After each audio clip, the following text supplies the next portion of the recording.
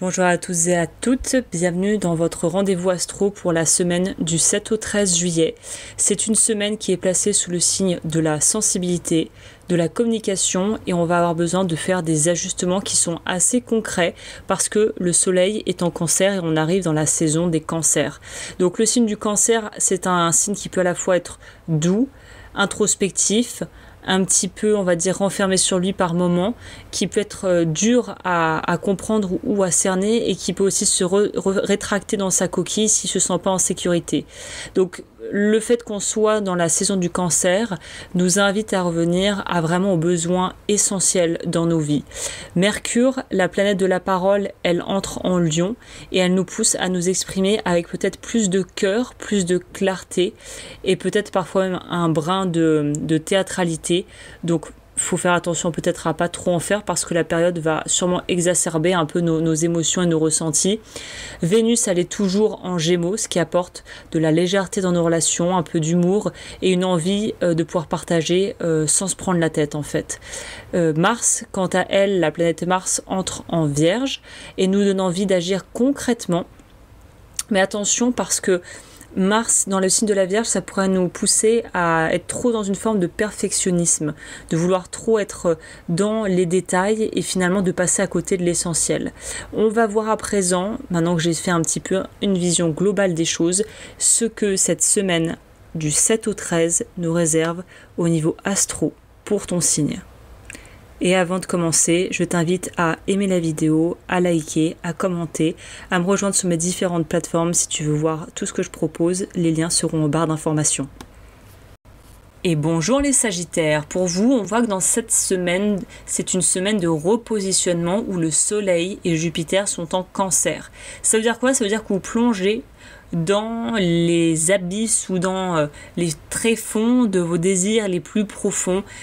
Parfois même, ça pourrait éveiller chez vous une forme de fragilité qui va vous pousser un peu à ralentir parce que c'est une période qui est vraiment idéale pour faire le point sur vos véritables besoins.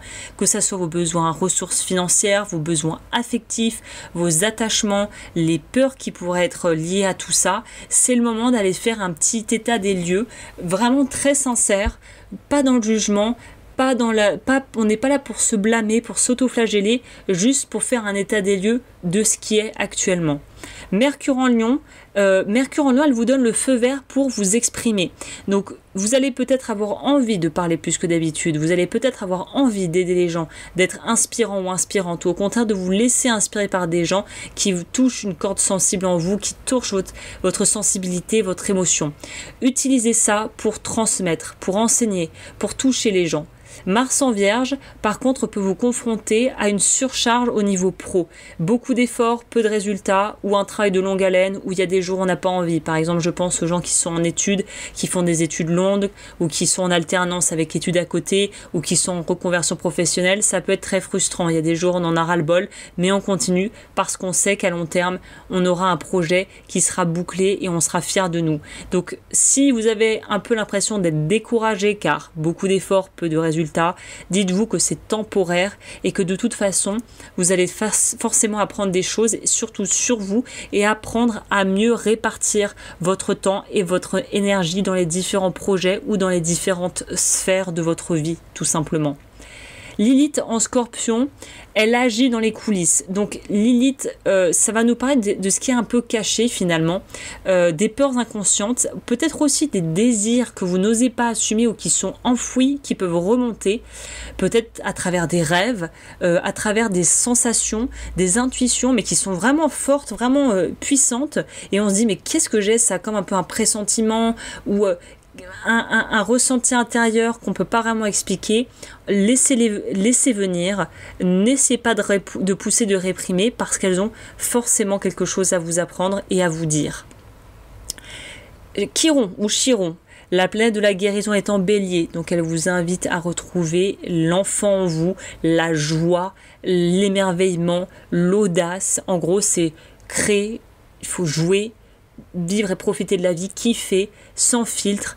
Il est peut-être temps aussi de soigner des blessures, c'est un peu là pour tout le monde, des blessures liées au rejet ou à la non-reconnaissance en fait, ou quand on a été cassé dans son élan. Par exemple, on avait envie de faire ça, bon, on a dit mais c'est complètement nul ton truc, et voilà, on est cassé, on nous casse dans notre élan, et après c'est des choses qu'il faut réparer si ça nous a vraiment touché profondément et que ça nous a empêché de faire certaines choses. Votre carte de la semaine, parce que j'ai pioché une carte conseil avec le tarot pour allier astro et tarot, nous avons l'as de coupe qui est une super carte pour vous pour compléter ce tirage. Nouveau souffle émotionnel, c'est un moment qui vous est offert, peut-être une naissance symbolique, une envie simplement de donner ce que vous avez à donner, d'offrir vos émotions, d'offrir votre cœur à quelqu'un qui sait. Un je t'aime, un élan à suivre son cœur.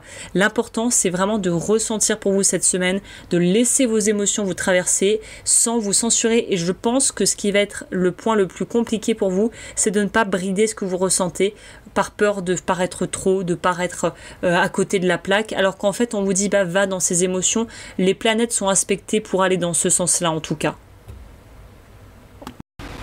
Merci à toutes celles et ceux qui sont restés jusqu'au bout. N'hésitez pas à mettre un j'aime, à commenter, à vous abonner pour me permettre de gagner en visibilité sur YouTube et en gros de pouvoir promouvoir et de soutenir mon travail. Sur ce, si vous aimez ce que je fais et que vous voulez aller plus loin, sachez qu'il y a mon site web agneslowens.com où vous pouvez retrouver l'intégralité des formations justement en énergétique et en cartomancie que je propose, ainsi que mes bijoux, car je suis aussi bijoutière joaillère. Sur ce, je vous dis à très bientôt, prenez soin de vous et on se dit à la semaine prochaine.